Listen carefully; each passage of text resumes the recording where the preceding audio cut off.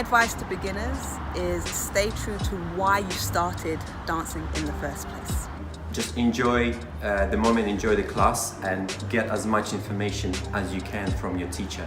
Primarily just to have fun, and then see where it goes from there. The most important thing is just to have fun, be able to express yourself and learn at the same time, and not be scared of trying new things. Enjoy what you're doing and just never lose passion for just, dance in general and choreography, and just keep trying, keep doing your best. That's what you can do. Enjoy the learning process and recognize that in that learning process there's going to be frustration, but embrace the frustration, because the frustration is almost the bed for learning.